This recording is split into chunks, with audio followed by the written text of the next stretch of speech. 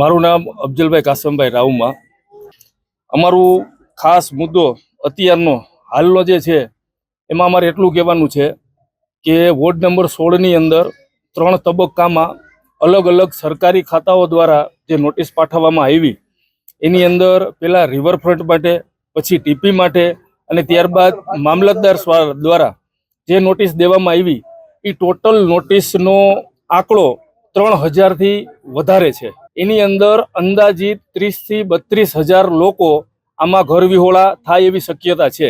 અને અત્યારે જે હાલમાં 1297 નોટિસ દીધેલી છે એ સંદર્ભે બી અમે 3 પિટિશન દાખલ કરેલી છે છેલ્લા 3 દિવસોમાં, અને એ પણ આગામી દિવસોમાં હાઈકોર્ટને જ્યારે સુનાવણીની તારીખ આપશે ત્યારબાદ હાઈકોર્ટ દ્વારા જ એની આગામી માહિતી અમે તમને આપી શકશું। અને કલેક્ટર સાહેબ દ્વારા જે નોટિસ દેવામાં આવી છે એ સંદર્ભે જો આપણે જોવા જઈએ તો રાજકોટની અંદર ભૂતકાળમાં જ્યારે કેન્દ્ર સરકાર દ્વારા રજિસ્ટ્રેડ સ્લમ વિસ્તારનો સમાવેશ કરવામાં આવ્યો હતો, જેની અંદર ઘણી બધી સ્લમ સોસાયટી હતી, એમાંની સ્લમ સોસાયટીની અંદર એક આ જંગલેશ્વર વિસ્તારનો એમાં આંકલન કરેલ છે જે તે સમયથી।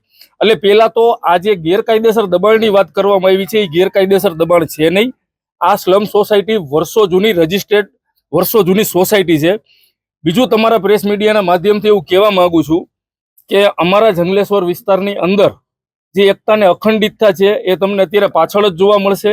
અમારી 3 પિટિશન જે દાખલ થઈ એમાં સર્વે સમાજના લોકો પોતપોતાની સહાનુભૂતિથી અને આગળ આવી અને પોતપોતાના ઘર બચાવવા માટે નીકળ્યા છે। આ વિસ્તારની અંદર જે નોટિસ ફાળવવામાં આવી અને જો આ સંદર્ભે આગામી દિવસોમાં ડિમોલેશન કરવામાં આવે તો આ ડિમોલેશનમાં 30થી 32,000 લોકો ઘર વિહોળા થઈ જાય એવું છે। કેવીએટ એટલે એક એવી વસ્તુ છે કે કેવીએટની અંદર મામલતદાર સાહેબે કોર્ટને એવું કીધેલું છે કે આ લોકોને કોઈ પણ તાત્કાલિક ડિસિઝન કોર્ટ સીધું ન સંભળાવી દે, જેમાં અમને સાંભળવામાં આવે, એટલે કે સરકારી ખાતાઓને સાંભળવામાં આવે। તો એ જ વાત અમારી પણ છે, એટલે જ અમે હાઈકોર્ટમાં ગયા છીએ કે કલેક્ટર સાહેબ કોઈ પણ એક્શન લે ને એની બદલે કોર્ટ પહેલા અમને પણ સાંભળે, પછી આગામી દિવસોમાં જે કોર્ટ નિર્ણય લેશે એ અમે માન્ય રાખશું। આગામી દિવસોમાં એના માટે અમારા માટે સુપ્રીમ કોર્ટના પણ દરવાજા ખુલ્લા છે અને અમારી એના માટે પણ તૈયારી છે।